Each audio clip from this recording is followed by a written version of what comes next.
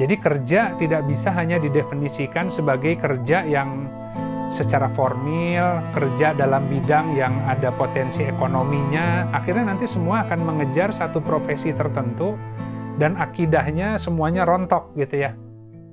A'udzubillahi minasyaitonirrajim. Bismillahirrahmanirrahim. Wala haula wala quwata illa billahil aliyul azim. Alhamdulillahirabbil alamin.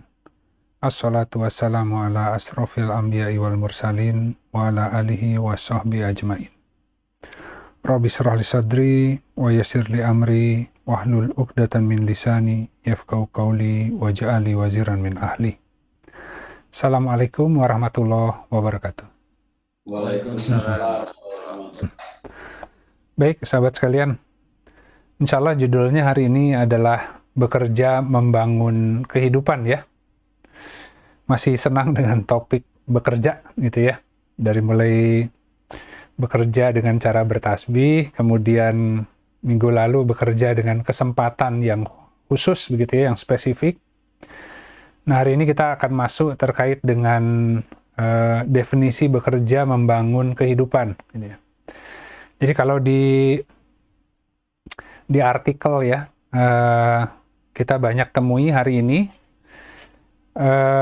banyak orang yang sudah mempunyai karir yang baik ya, tapi kemudian di usia tertentu mereka kehilangan makna hidup gitu, karena yang dibangun adalah penghidupan, alih-alih kehidupan gitu. Jadi kalau sahabat-sahabat cek di artikel banyak yang mengulas tentang manusia-manusia yang tidak bahagia ya di tempat kerjanya begitu. Jadi judulnya itu kalau dalam bahasa Inggrisnya between making a life ya or making a living gitu ya. Kalau dalam bahasa kita antara membangun kehidupan atau penghidupan lah gitu ya. Dua kata yang berbeda kalau di Al-Qur'an ya. Kalau penghidupan ma'isyah gitu ya. Kalau kehidupan Aisyah gitu ya, jadi antara kehidupan dan penghidupan itu dekat gitu, tapi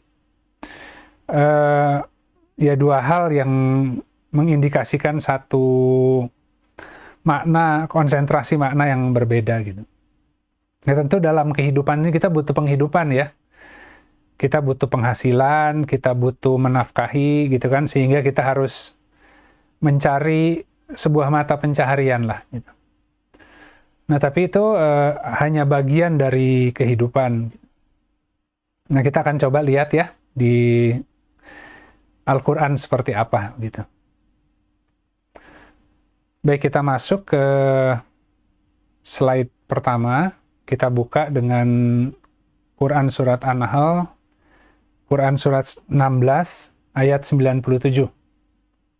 A'udzubillahi minasyaitonirrajim. Bismillahirrahmanirrahim. Barang siapa yang beramal soleh, baik laki-laki ataupun perempuan, sementara ia adalah seorang mukmin, ya, maka pasti akan kami hidupkan mereka ya, dalam sebuah kehidupan yang baik, ya, dan akan kami berikan kepada mereka upah ya, atau pembayaran dengan yang lebih baik dari apa yang mereka kerjakan. Di sini kan kalimatnya hayatan thayyibah ya, kehidupan yang baik gitu. Ya tentu dalam rangka untuk memperoleh kehidupan yang baik, salah satunya kita butuh punya sumber penghidupan gitu. Nah, tadi seringkali orang itu yang dibangun adalah karir, adalah penghidupan, adalah terkait dengan cara mencari nafkah, ya, kasab lah gitu ya, profesi ataupun tadi lebih ke hal yang sifatnya ekonomik gitu, untuk memenuhi kebutuhan hidupnya gitu. Tapi seringkali akhirnya tanpa disadari orang pergi ke kantor, orang bekerja dengan sebuah rutinitas sehingga lama-kelamaan hidupnya ya begitu-begitu saja gitu ya. Bahkan orang yang katakanlah sukses dalam karir tertentu, ketika dia pandai di dalam mengerjakan hal itu tapi tidak bisa menikmati, akhirnya akan menjadi jenuh dan bosan gitu. Sementara orang yang mungkin berjuang untuk membangun penghidupan melalui satu profesi dan belum sukses, dia akan terus disibukkan ya dengan profesi itu, dengan kasab itu, hingga akhirnya dia sulit untuk mensyukuri banyak hal gitu. Kan untuk liburan, jalan-jalan, main dengan keluarga, anak-anak, membagi waktu ya, membangun satu pola kehidupan yang balance gitu, tidak harus nunggu kitanya sukses dulu ya. Liburan, refreshing bisa dilakukan kapanpun, ya tentu disesuaikan dengan kantong ya. Tapi kalau orang terlalu sibuk mengajar sesuatu yang nggak tahu akan dapat atau tidak di ujungnya, seringkali dia mengorbankan banyak kenikmatan ya. Ya kenikmatan berada di tengah-tengah keluarga, kenikmatan sehat, kenikmatan waktu luang ya. Karena ya tadi terlalu fokus ya mengejar sesuatu yang dia membayangkan kalau itu didapat yang lainnya pasti beres gitu. Tapi banyak juga yang sudah memperoleh itu keberhasilan dari sisi karir dunia, tapi ternyata di ujungnya itu tidak juga membawa satu kebahagiaan yang menyeluruh lah gitu ya. Memang punya harta, punya sarana untuk bisa yaitu tadi ya, menikmati banyak bentuk atau pola kehidupan, tapi ternyata tidak bahagia gitu ya. Nah, sementara ada orang yang mungkin penghasilannya standar saja cukup, tapi yang dia kerjakan adalah sesuatu yang memberikan dia makna lebih dalam kehidupan.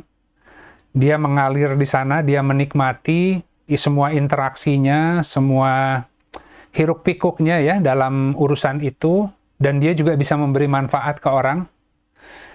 Nah, dia menjadi passion gitu ya dalam bidang itu, dan memang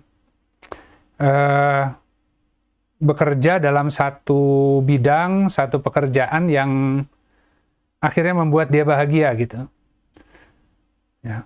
Bahkan kalau misalkan dibayar dengan harta sekalipun, agar dia meninggalkan bidang itu, dia nggak mau lakukan gitu. Karena hanya itu yang membuat dia bahagia.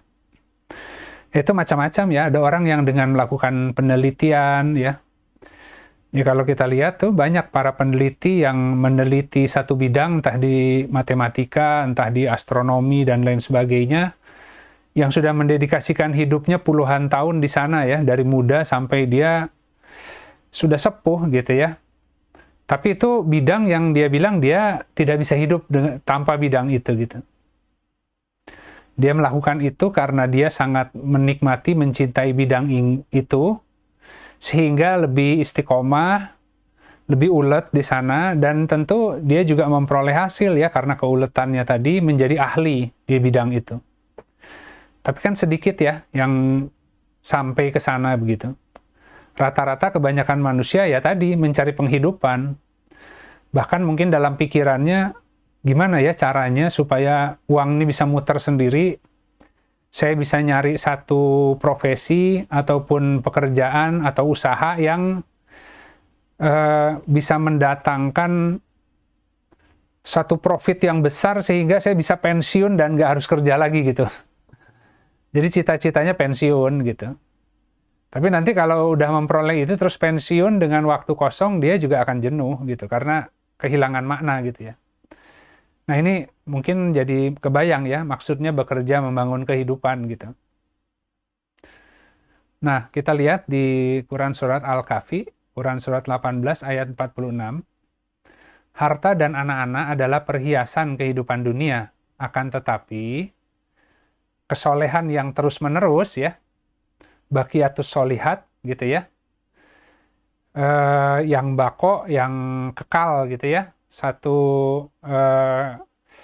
kesolehan yang kekal, ya, yang terus-menerus adalah lebih baik di sisi Robmu sebagai ganjaran dan lebih baik untuk menjadi harapan. Gitu. Jadi tentu harapannya adalah diberikan hayatan thayyibah yang melintasi bukan hanya di alam ini, bahkan sampai ke alam akhir nanti. Gitu.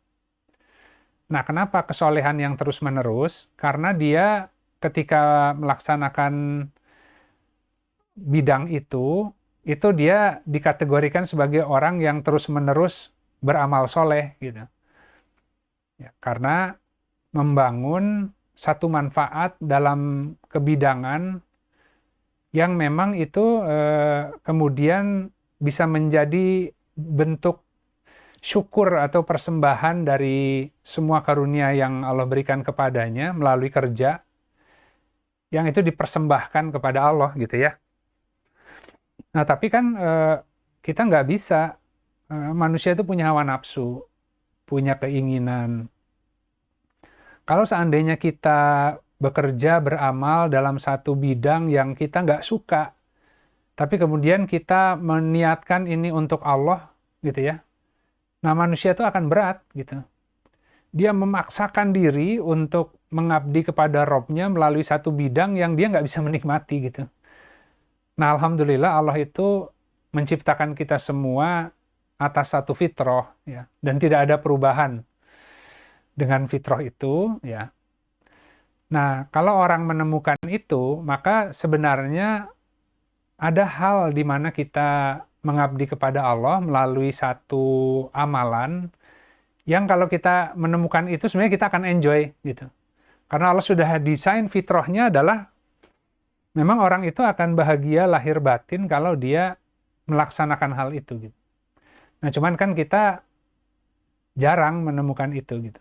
Barangkali tadi terlalu konsentrasi dari sisi penghidupannya ya. Kalau saya ngerjakan itu nanti gimana caranya membangun penghidupan melalui kegiatan itu misalkan ya. Jadi apa-apa kegiatan itu langsung dikaitkan dengan apakah kegiatan itu bisa menghasilkan uang atau enggak gitu.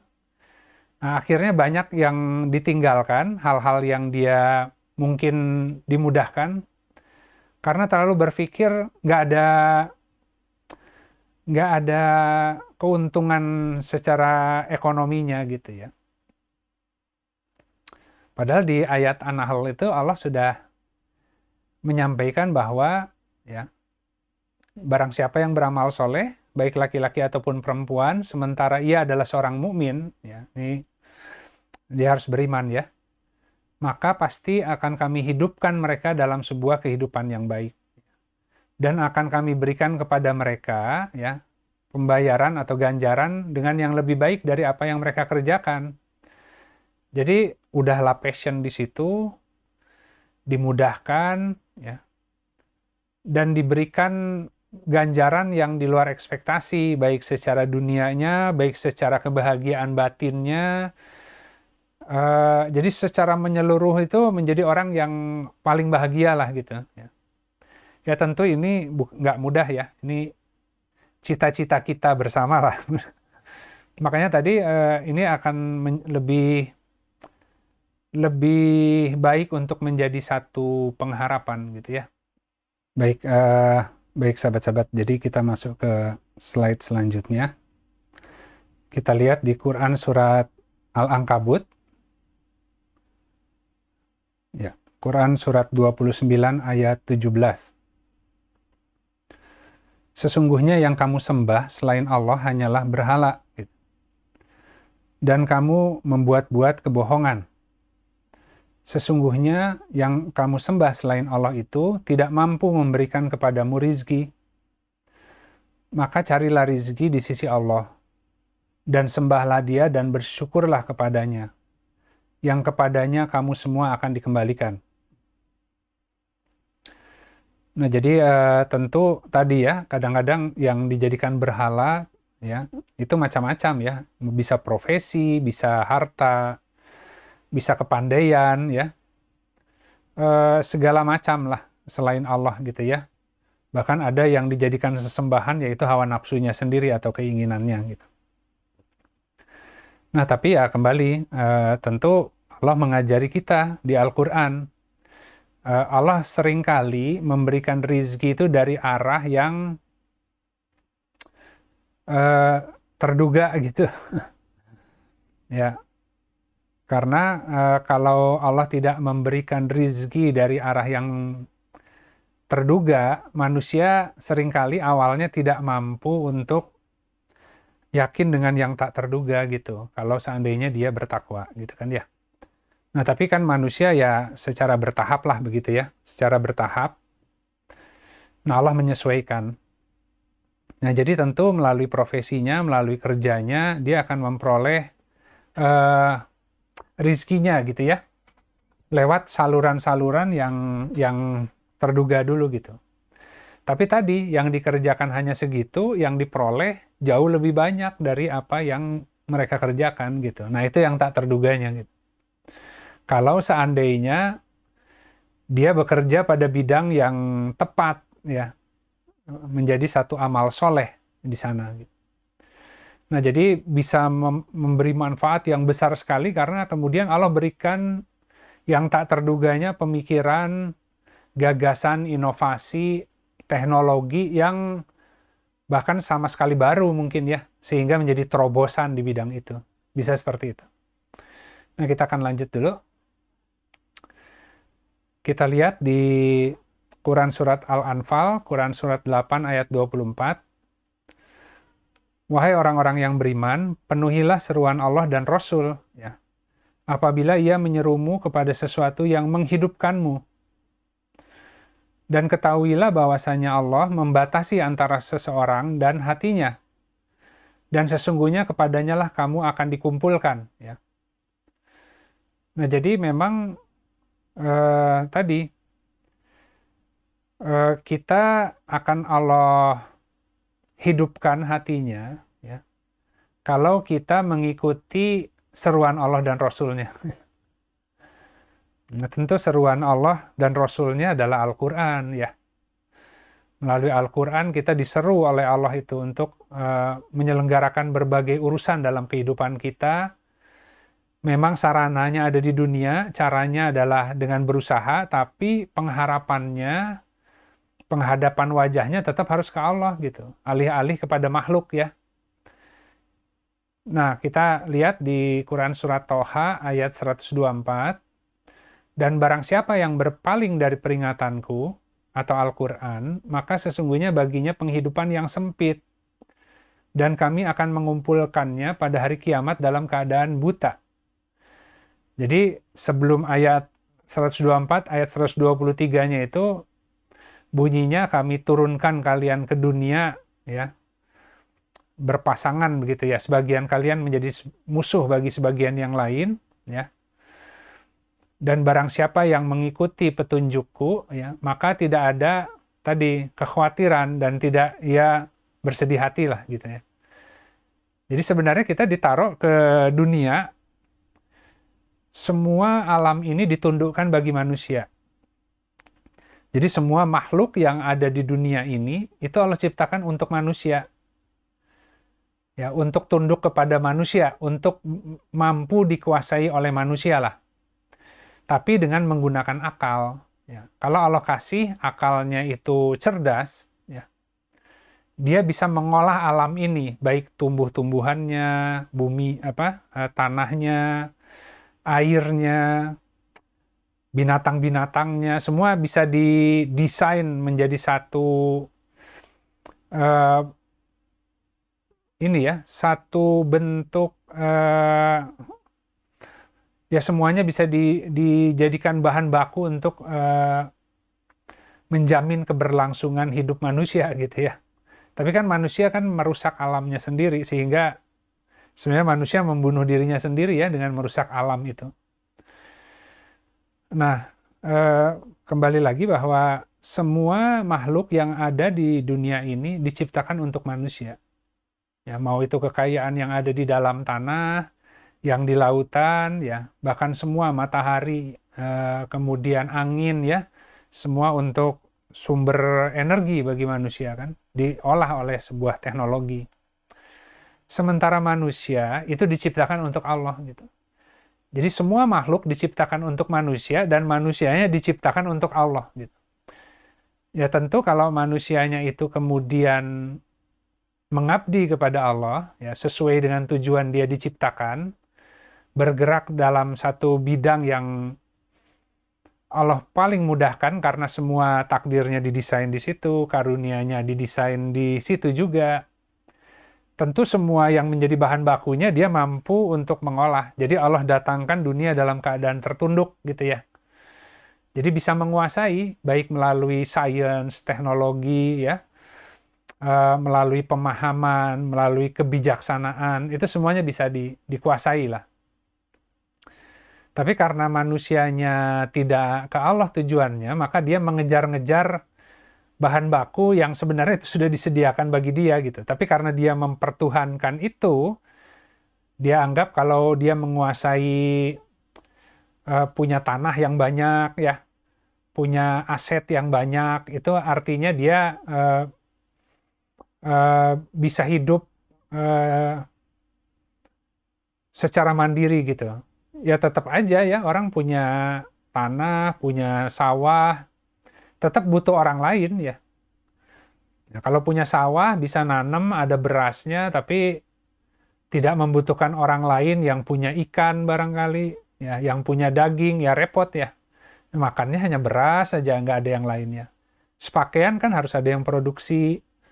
Nanti pendidikan anaknya harus ada yang jadi guru, sekolah yang ngajar gitu ya.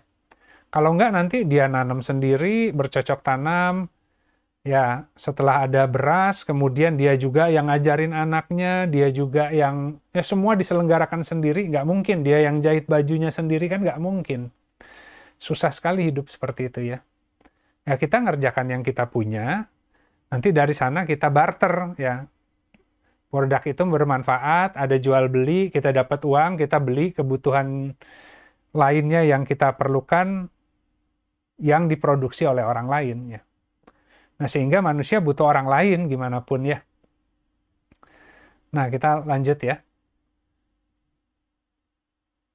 Nah, kita lihat ini di dalam ini adalah riwayat dari Umar radhiyallahu an ya. Ini di apa namanya? Dalam kitab Imam Al-Baihaqi, Syu'abul Iman gitu ya. Di sana dikatakan bahwa wahai para pembaca Quran ya atau ahli ibadah, angkatlah kepala kalian sehingga mampu menerangi jalan. Di sini kalimat jalannya itu dengan menggunakan kata torik ya. Torik, torikot atau torik itu adalah jalan yang spesifik ya. Ini jalan yang spesifik, setiap orang sesuai bidangnya yang spesifik gitu ya untuk menolong agama itu. Nah, kemudian berlombalah dalam kebaikan dan jangan menjadi beban bagi kaum muslim ya. Jadi kalau mukmin itu tidak akan menjadi beban bagi orang lain, tapi justru dia datang untuk menerangi sebuah jalan. Ya, tapi syaratnya adalah dia harus mengangkat kepalanya ya, meninggikan akalnya lah gitu ya. Nah, di sini dikatakan wahai pembaca Al-Qur'an ya, angkat kepala kalian. Artinya Al-Qur'an itu Allah turunkan bukan hanya untuk dibaca, tapi setelah dibaca diamalkan. Jadi seseorang yang membaca Al-Qur'an itu hidupnya akan ditransformasi berdasarkan logikanya Al-Qur'an begitu ya, untuk mampu menerangi sebuah jalan bagi manusia lain yang kehidupannya dalam kegelapan. Misalkan contoh tadi, dalam hal penghidupan saja, berapa banyak orang yang menganggap bahwa kalau kita nggak bekerja, gimana kita bisa makan misalkan ya. Ya memang karena dia kemudian meyakini itu sebagai kebenaran yang absolut, maka dia Allah ikat dengan hukum itu. Kalau kamu nggak kerja, kamu nggak bisa makan. Ya, karena kamu meyakini hal itu gitu. Padahal sebenarnya di Al-Quran nggak seperti itu. Intinya barang siapa yang bersyukur. Jadi kerja tidak bisa hanya didefinisikan sebagai kerja yang secara formil, kerja dalam bidang yang ada potensi ekonominya. Akhirnya nanti semua akan mengejar satu profesi tertentu dan akidahnya semuanya rontok gitu ya. Akhirnya Allahnya hilang gitu. Dan semua manusia memegang hukum itu. Meskipun dengan hukum itu Allah kasih juga gitu ya. Karena kebayang kalau megang hukum yang salah tapi Allah nggak kasih hasil, mati semua manusia gitu kan. Tapi kan yang jadi problem, hidupnya jadi tidak happy, tidak bahagia, terseret-seret oleh mencari penghidupan. Jadi dari usia muda sampai tuanya itu tersiksa hidup di dunia itu demi sesuap nasi gitu. Banting tulang pagi sore, karena kalau nggak seperti itu, ya gimana kita nggak mau makan, gitu ya, gimana kita mau menyelenggarakan kehidupan. Ya itu yang terjadi hari ini sebenarnya, sahabat-sahabat. Dalam rangka untuk memperoleh dunia tadi, orang banyak yang kehilangan akhiratnya, tidak mengenal Allah, karena tadi menggunakan hukum yang keliru ya. Nah, tapi di sini para pembaca Al-Quran disuruh untuk menerangi jalan, ya. Tentu menjelaskan Al-Quran sesuai dengan bidangnya masing-masing. Bahwa sebenarnya seperti ini loh, gitu ya. Memang betul kalau kita untuk memperoleh penghidupan, kita bekerja, gitu. Tapi besar kecil rizki itu sebenarnya ditentukan dari berapa besar manfaat dari produk yang kita bisa deliver ke orang lain. Ya, dan agar kita bisa mendeliver produk yang paling bermanfaat dan tidak ada kompetisinya di situ, kita harus memetakan, menggali karunia apa yang Allah secara spesifik berikan kepada kita, termasuk kesempatannya gitu. Nah, tentu dengan menggunakan prinsip Al-Quran ya. Nah, sehingga mungkin dimulainya tidak dengan melamar pekerjaan dulu, tapi mengembangkan dirinya dulu ya, dengan apa-apa yang ada hari ini gitu. Bahwa kemudian dia bekerja, itu pun bekerja dalam bidang yang menjadi bagian dari pengembangan dirinya. Sehingga di sana akan berbeda dari yang lain ya, mampu menghasilkan inovasi, mampu punya solusi-solusi ya. Ya tentu disenangi oleh orang yang mempekerjakannya gitu. Bukan karena kedekatan, tapi karena orang itu punya manfaat yang besar, entah itu untuk perusahaan itu gitu ya. Tapi kan prinsipnya adalah pengembangan dirinya ya. Nah, tapi kalau dia terlalu mengandalkan tempat kerjanya, seringkali ya dia hanya bekerja kan atas perintah atasan ya. Ya biasanya dikerjakannya gini, udahlah kerjakannya gini aja gitu kan ya. Kamu nggak usah sok-sokan bikin terobosan gitu. Kita jangan merusak pola yang sudah ada meskipun pola itu jelek mungkin ya. Ya saking takutnya ingin mempertahankan pekerjaan itu, nanti kalau saya mengusulkan satu perubahan, takutnya saya dianggap apa ya, merusak sistem tatanan yang sudah ada gitu. Nanti saya jadi tidak disenangi oleh atasan gitu. Nah, akhirnya orang demi itu kompromi gitu. Padahal seharusnya dia harus terus amar ma'ruf nahi mungkar kan. Menyampaikan kalau seandainya ada yang lebih baik, itu terus diberikan. Bisa jadi kemudian karena dia memberikan solusi yang hebat di perusahaan itu, diangkat dia gitu. Atau bisa jadi dipecat karena memang perusahaan itu tidak suka dengan inovasi ya. Tapi ketika dia keluar, mungkin itu lebih baik bagi dia. Dia bisa mengembangkan hal itu di luar, di tempat lain ya. Kan rezekinya tetap ngikut ya, di balik amal solehnya, bukan di balik kantornya ya. Nah, hal-hal seperti itu, sahabat-sahabat. Sehingga banyak orang yang hari ini punya terobosan besar di dunia ini, itu karena gagasan idenya mungkin sulit untuk diterima oleh orang lain, sehingga dia mengembangkan sendiri di luar, tapi karena manfaatnya luar biasa, sehingga itu menjadi satu produk tersendiri ya, yang hari ini menjadi leading brand barangkali di bidang itu gitu.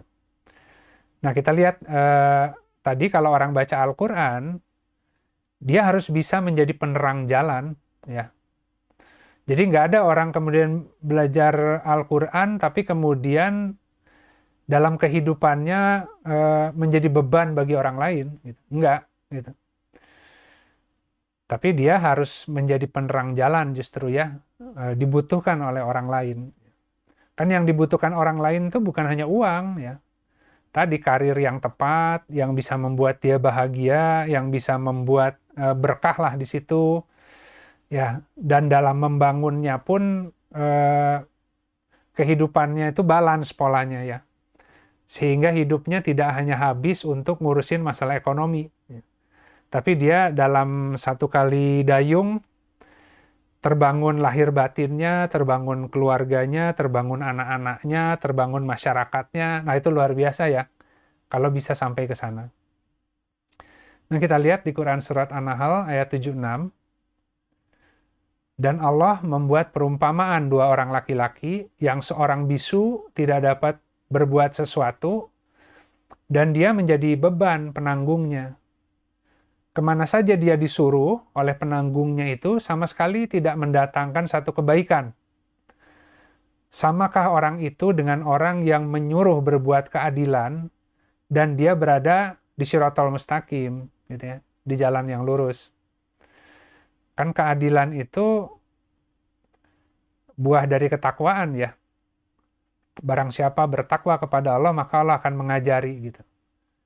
Adil nggak mudah gitu. Jadi tadi adil itu dia harus mengerjakan sesuatu yang paling adil buat dirinya gitu. Dengan kesempatannya, dengan karunia-Nya, dengan kondisinya gitu ya.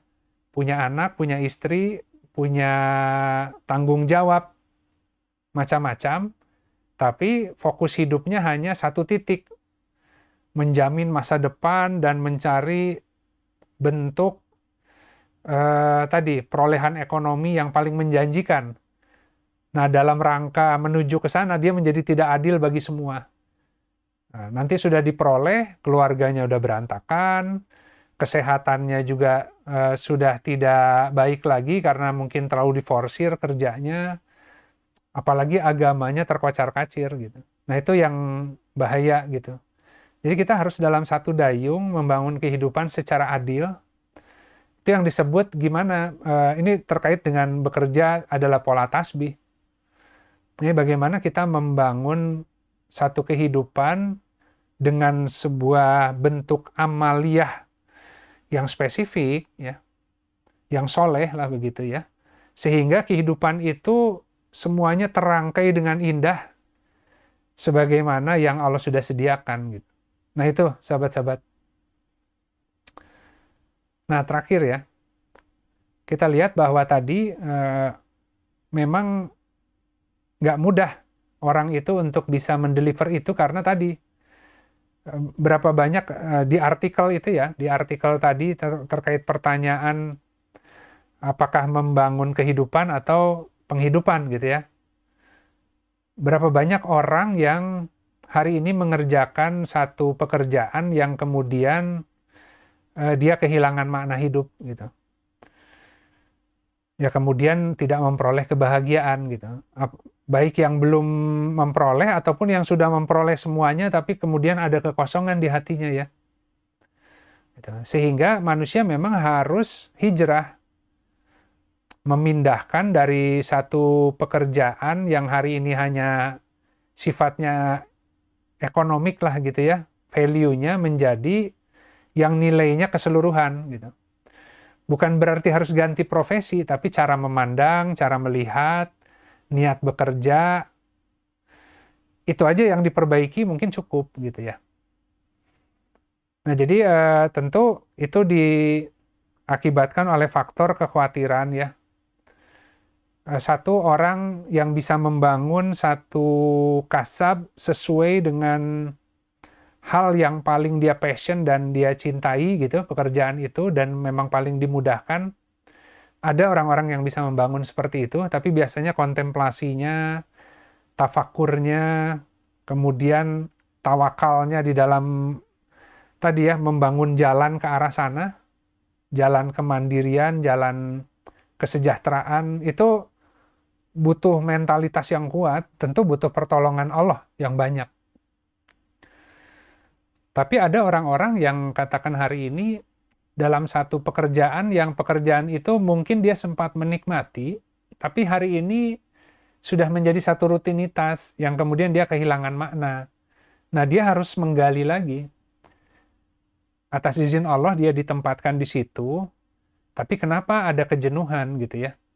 Jangan-jangan dia berhenti untuk eksplorasi ya. Jangan-jangan dalam bidang yang hari ini ada, dia bisa melihat problem yang ada di bidang itu, sehingga menjadi orang yang bisa memberikan solusi dan penyegaran terhadap bidang tersebut gitu ya. Nah, itu pun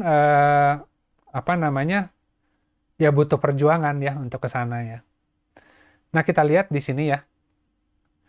Ini doa yang Rasulullah ajarkan ya. Jadi dari Anas bin Malik radhiyallahu anhu berkata bahwa Rasulullah Shallallahu alaihi wasallam biasa membaca doa ya. Ya Allah, aku berlindung kepadamu dari kelemahan ya. Dari rasa malas, rasa takut, kejelekan di waktu tua dan sifat kikir. Dan aku juga berlindung kepadamu dari siksa kubur serta bencana kehidupan dan kematian. Jadi di sini Imam An-Nawawi ya menjelaskan ya, sifat ajz gitu ya. Di sini kan minal ajzi gitu ya. Ajz itu adalah tidak adanya kemampuan untuk melakukan kebaikan. Jadi kita berlindung kepada Allah dari sifat tidak memiliki kemampuan untuk melakukan kebaikan. Ya. Karena Allah sudah sediakan sebenarnya karunia ya. Kalau orang menggali itu, nggak mungkin dia tidak bisa mendeliver satu kebaikan. Yang jadi persoalan adalah manusia tidak mencari karunia yang Allah sudah sediakan bagi dia, tidak mengembangkan dirinya ya, sehingga dalam keadaan yang terus-menerus tidak mampu dan menjadi beban orang lain. Jadi ajz adalah berlindung kepada Allah dari satu sifat yang tidak ada kemampuan untuk melakukan kebaikan. Kemudian sifat kasal ya, wal kasal, yaitu tidak ada atau kurangnya motivasi untuk melakukan kebaikan padahal mampu untuk melakukannya. Jadi ini harus dibedakan. Yang satu ajz itu adalah memang tidak mampu melakukan kebaikan, atau kasal adalah punya dayanya tapi tidak ada motivasi untuk melakukan kebaikan. Itu mungkin lebih repot ya, karena dikasih karunia tapi tidak mau berinfak ya. Tidak mampu bersyukur ya dengan yang diberikan, ya Allah cabut lagi nanti. Kemudian mohon perlindungan dari sifat al-jubn gitu ya. Nah, ini kan waljubni ya. Waljubni adalah kita berlindung dari rasa takut untuk beramar ma'ruf nahi mungkar. Jadi tadi punya kelemahan hati. Dia melihat sesuatu yang bisa diperbaiki, tapi untuk menempuh menjadi orang yang memperbaiki sesuatu gitu ya, takut, karena orang tuh yang mau merubah sesuatu menjadi lebih baik itu pasti aja ada yang nentang ya. Orang mau memberantas korupsi juga taruhannya nyawa, istilahnya gitulah. Karena ada dalam satu sistem yang korup, itu banyak ruang untuk melakukan kecurangan. Ketika ada orang yang ingin memperbaiki, itu akan ditentang gitu ya. Dan kemudian di situ dia merasa takut dan ya sudahlah, biarinlah gitu ya. Padahal justru perjuangan amar ma'ruf nahi mungkar itu perintah ya. Kalau berhenti orang yang amar ma'ruf nahi mungkar, Allah akan timpakan azab dalam sebuah negeri gitu ya. Kalau sudah tidak ada yang beramar ma'ruf nahi mungkar. Nah, kemudian dari yang al-haram, ya tentu ini berlindung dari kembali melakukan kejelekan ya, di usia yang menua kita ini ya. Tapi kita tidak ingin kemudian kembali ke sesuatu yang jelek ya. Inginnya kan imannya terus meningkat. Karena orang bisa tuh. Misalnya di Al-Quran, Allah haramkan apa-apa yang tadinya dihalalkan bagi mereka. Itu adalah hukuman bagi Bani Israel ketika mereka banyak menzolimi orang lain dan mengambil riba misalnya. Nah tadi, karena ketakutan sudah masuk usia pensiun, di usia tua, akhirnya berhenti berharap kepada Allah melalui mensyukuri kerja, berlindung di balik harta tabungan misalkan. Nah, bahkan mungkin tadi minjem-minjemin uangnya dengan harapan di situ ada bunganya gitu ya. Wah itu nanti Allah akan haramkan yang halal, ya malah dikunci rezekinya. Atau kalau Allah rahmati dibersihkan di ujung usianya.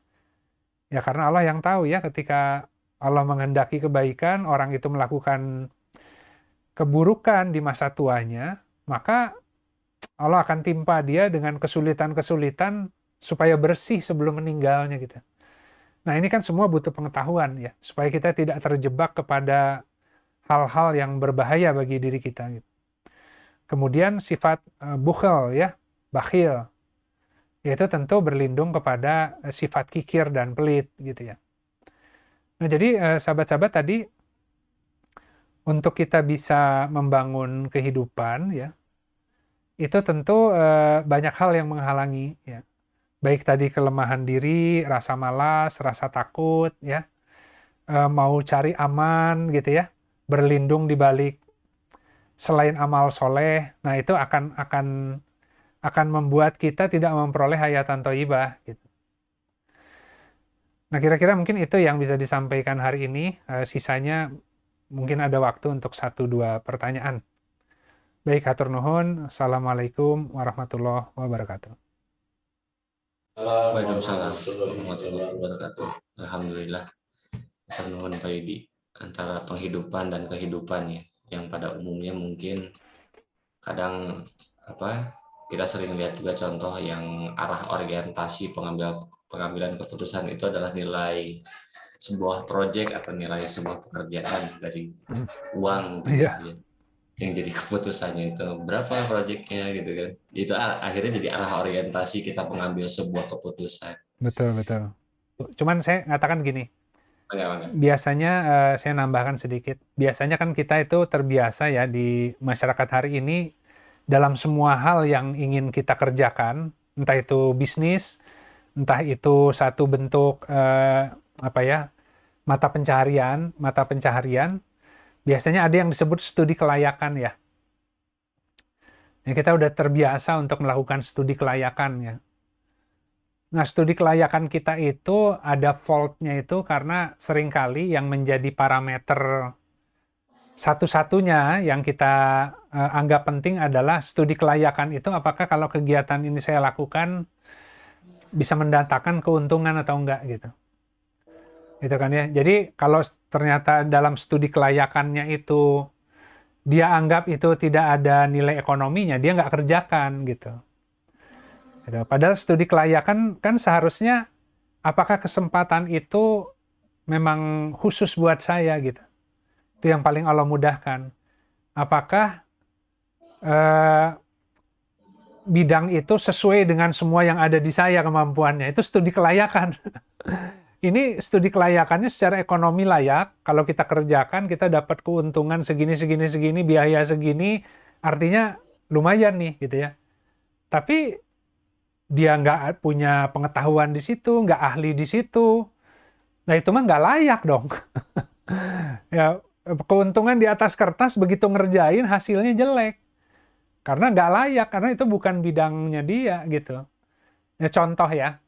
Jadi bahwa studi kelayakan secara ekonomi juga menjadi salah satu komponen, tapi juga nggak menjadi satu-satunya gitu. Ya, kesempatannya itu bisa diakses, kemampuannya itu sesuai dengan kita, dan secara kehitungan antara potensi penghasilan dan pengeluarannya itu juga ya masih masuk akal lah gitu ya. Nah, semuanya itu harus on.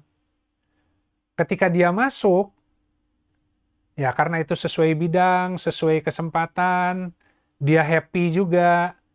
Nah, nanti finansial modelnya Allah yang kasih. Ternyata loh, kok sumber pemasukannya dengan ngerjain ini dulu nggak kebayang tuh. Tiba-tiba sumber pemasukannya ada yang ajak kerjasama, ngembangkan produk kita di produk orang lain, join gitu ya. Wah, ternyata banyak gitu finansial modelnya. Ah, dulu nggak terfikirkan gitu. Nah, itu contoh seperti itu. Baik gitu, Ndra. Mangga ada Mbak Mia tuh mau tanya. Mangga Mbak Mia, satu pertanyaan dari yang udah raise hand, silakan. Assalamualaikum warahmatullahi wabarakatuh. Waalaikumsalam warahmatullahi Warahmatullahi wabarakatuh. wabarakatuh. Tanpa mengurangi rasa hormat, izin tidak membuka video. Pertanyaan saya begini, Mas Yudis. Kalau yang dari paparan yang saya tangkap ya, untuk untuk menjamin kehidupan kita, itu kan yang tadi ya disebutkan amal soleh. Nah, dalam kalau sepemahaman saya, amal soleh pun itu tidak serta-merta bisa kita dapatkan. Nah, bagaimana nih proses dalam berproses, apa yang kita lakukan dalam rangka mencari amal soleh itu, Ya. Kang Yudi. Nah, begitu aja. Assalamualaikum warahmatullahi wabarakatuh. Waalaikumsalam warahmatullahi wabarakatuh. Iya Mbak Mia, memang seperti abstrak ya amal soleh itu ya. Tapi sebenarnya indikatornya banyak. Jadi amal soleh itu kan amal yang spesifik sebenarnya ya. Amal yang paling Allah kehendaki setiap dari kita itu untuk mengerjakan. Dan itu akan terkait dengan takdir kita, dengan kemampuan kita, dengan kesempatan kita hari ini. Kemudian amal soleh juga, namanya juga amal soleh ya. Artinya amal yang Allah tunjuki. Ya. Nah kalau bicaranya amal soleh, artinya harus ada petunjuk dari Allah gitu. Nah petunjuk dari Allah bisa kita peroleh dengan jelas sesuai dengan kebeningan hati ya. Jadi kenapa kita harus banyak istighfar? Kita harus banyak istighfar, kita ibadah ya. Semoga melalui istighfar kita dan ibadah kita, tiba-tiba kita punya kejernihan hati untuk ditunjuki satu amal yang tiba-tiba kita dibuat langsung ngeh aja gitu ya. Kayaknya ini deh gitu. Gitu. Dia memang abstrak amal soleh itu, karena kalau nggak abstrak semua bisa. Jadi amal soleh itu adalah amal yang paling kalau kita kerjakan itu Allah paling ridho. Ya kalau Allah ridho ya tentu Allah akan angkat terus kedudukannya kan ya. Sehingga untuk membacanya butuh iman gitu. Nah makanya tapi sebelum kita bicara ke tadi ya, dimulai dengan mohon kepada Allah agar bisa mensyukuri apa-apa yang telah Allah berikan kepadaku dan kepada kedua orang tuaku gitu kan ya, agar aku bisa beramal soleh sebagaimana yang kau ridhoi, ya kan gitu ya. Kan ada doanya tuh. Ya ketika dia sudah mencapai usia 40 tahun, maka dia berdoa, ya Allah, ya kan, berilah hamba kemampuan untuk bisa mensyukuri nikmat yang telah engkau berikan kepada kedua orang tuaku dan kepadaku. Ya, jadi urutannya sebelum bisa beramal soleh, kita mohon pertolongan kepada Allah agar bisa diberi kemampuan mensyukuri apa yang sudah Allah kasih. Itu dulu yang pertama gitu. Nah, tentu untuk masuk ke sana, makanya istighfar membuka rizki ya katanya ya. Ini sebenarnya kalau orang istighfar terus, ya banyak dosa yang Rasulullah saja sehari 70 ya. 70 kali istighfar. Ya, ada yang mengatakan 100 kali istighfarnya, seminimalnya gitu. Sehingga mungkin kalau kita harus lebih banyak ya. Banyak hal-hal yang kita tidak sadari, kita melakukan satu dosa. Dosa kan perbuatan yang Allah tidak sukai. Pemikiran yang Allah tidak sukai, gitu kan ya. Sebuah kelakuan yang Allah tidak sukai. Dan kita kadang-kadang nggak tahu, kadang-kadang kita nggak sadar gitu. Ya kita terus istighfar kepada Allah dan mohon pertolongan agar Allah kemudian memberikan kita kemampuan mensyukuri yang ada dulu. Ya. Nah, dari sana kemudian nanti Allah akan terus sempurnakan tuh nikmatnya. Dengan mensyukuri yang ada, Allah ajari cara merangkai yang sudah ada hari ini menjadi sesuatu, satu produk, satu sarana yang dengan itu dia bisa beramal soleh sehingga Allah ridho gitu. Jadi strukturnya kalau di Al-Quran ayat itu aja, gitu. Abstrak karena sifatnya amal soleh terkait dengan iman, iman terkait dengan hati, gitu. Karena kalau di kepala susah. Jadi kalau di kepala kan pemetaan.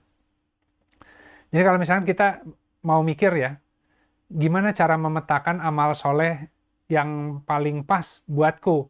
Kita bikin SWOT kan, strength-nya, weakness-nya, opportunity-nya, threat-nya. Nah, kita bikin tuh apa yang ada hari ini. Wah, jelimet gitu. Udah pakai SWOT diri, ujungnya salah pula. Gitu. Nah, yang harus dilakukan apa?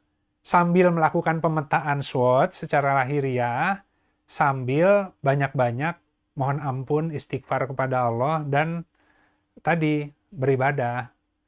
Nah, sehingga ketika kita menyusun dalam bentuk tabel yang akliyah, itu dibantu oleh cahaya hati. Barulah nanti ketemu ini nih, gitu ya. Nah, nanti akan semakin tidak abstrak kalau dua komponen itu digabungkan, gitu. Nah, kira-kira itu Mbak Mia, memang nggak mudah, karena kalau mudah, kita semua sudah dikasih hayatan thayyibah. Karena kalau orang sudah amal soleh, Allah janjinya kan, apalagi dia beriman, hayatan thayyibah. Wah, kita lagi nyari ini pola kehidupan yang terbaik buatku yang mana ya? Berarti kan kita dalam proses, gitu ya. Nah, jadi tadi menggabungkan dua aspek lahiriah, akliyah, dan juga batiniah. Nah, di luar itu nanti penggabungannya itu akan ketemu satu bidang khusus yang memang itu hanya kita yang bisa melakukan gitu. Hari ini orang lain bisa, tapi nggak akan semudah kita, gitu. Itu mungkin, Ndra.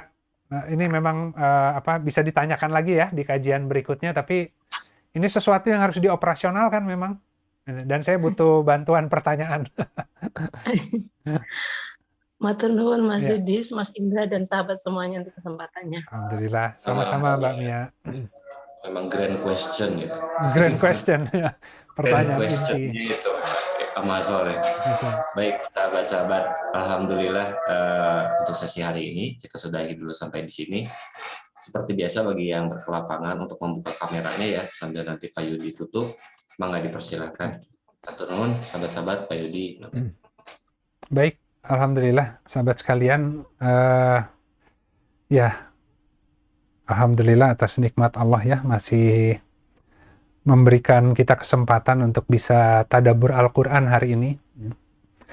Jadi yang menyampaikan bukan berarti udah sampai ya.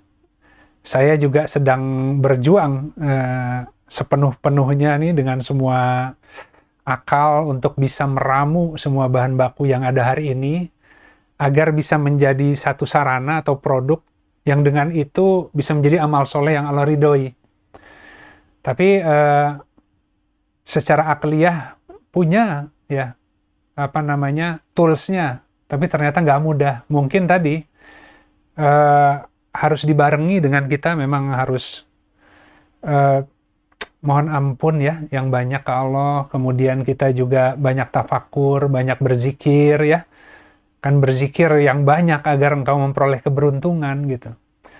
Jadi nggak bisa hanya mengandalkan kemampuan pemetaan ya. Jadi pemetaan kita lakukan self assessment SWOT, tapi harus dibantu oleh cahaya hati gitu. Tapi kalau cahaya hati sendiri yang digunakan tanpa mensyukuri yang sudah ada, yaitu yang akliyah, juga Allah nggak ngasih kita tuh untuk doa, kasih enggak. Doa, ya pakai dulu yang kamu punya, nanti kurangnya Allah kasih gitu kan ya. Jadi Allah memang menyempurnakan nikmat dengan membuat kita itu menjadi pribadi yang tangguh, yang tawakalnya itu hanya ke Allah gitu ya. Jadi nggak boleh menyerah kepada keadaan, bahkan kepada Allah pun nggak boleh menyerah. Ya, saya sudah berusaha ya Allah, saya udah nggak tahu mau ngapain lagi. Akhirnya mutung marah ke Allah kan, karena semua udah dilakukan, Allah belum ijabah gitu. Padahal Allah tuh lagi ngajarin. Ya sabar dulu, pikirin lagi yang sudah Allah kasih. Coba mohon lagi ke Allah untuk menggunakan apa yang ada di tanganmu dulu, gitu kan ya. Jadi Allah pun ngajarin. Kenapa? Karena kalau kita mampu itu, kita akan selamat dari bergantung kepada orang lain. Kalau ke Allahnya masih seperti itu kan, kita marah, akhirnya udahlah ke Allah susah, mendingan ke orang lain gitu ya. Akhirnya kita nanti minta bantuannya ke orang lain gitu. Nah, si azamnya, si kemampuan untuk mengolah bahan baku dengan terus asistensi lah ya. Ke Allah tuh asistensi, udah bener belum ya Allah? Salah, terus gitu ya. Justru akan membuat kita semakin mengenal ya bagaimana bersyukur dan berinteraksi dengan Rob. Justru yang paling pentingnya interaksinya sebenarnya.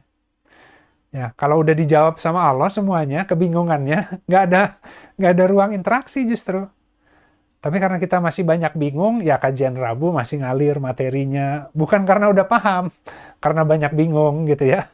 Ya Alhamdulillah, karena sayanya banyak bingung, saya harus nyari materi buat diri sendiri, akhirnya bisa sharing, bisa amal soleh.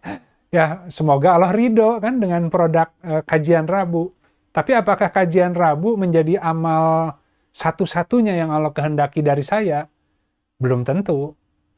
Ya, kajian Rabu juga, tapi masih banyak nikmat lain yang kamu masih belum mampu mensyukuri. Ya, salah satunya kajian Rabu, oke lah gitu. Tapi yang lain-lainnya gimana gitu? Allah akan minta itu juga supaya saya pandai bersyukur gitu. Bukan hanya ilmunya gitu. Kemampuannya, pengalamannya, wah gimana nggak pusing ya kita ya. Allah ini sebaik-baik pengajar ya. Tapi semua akan mudah kalau kita takwa. Itu aja lah intinya, di balik takwa Allah akan mengajarimu gitu. Baik sahabat-sahabat, ini jawaban yang tidak tuntas karena kita masih punya misi untuk terus menggali Al-Quran. Semoga minggu depan kita akan alokasi lagi rizki untuk membuka lebih dalam ya, sesuai kebutuhan kita semua. Baik, sahabat sekalian, mari kita sama-sama akhiri ya kajian hari ini dengan beristighfar pada Allah, dan kita tutup dengan doa kafaratul majelis. Astaghfirullahaladzim, alladzi la ilaha illa huwal hayyul qayyum, wa atubu ilaik. Subhanakallahumma rabbana wa bihamdika asyhadu alla ilaha illa anta astaghfiruka wa atubu ilaik. Subhana rabbika rabbil izzati amma yasifun, wassalamun alal mursalin, walhamdulillahi rabbil alamin. Wassalamualaikum warahmatullahi wabarakatuh.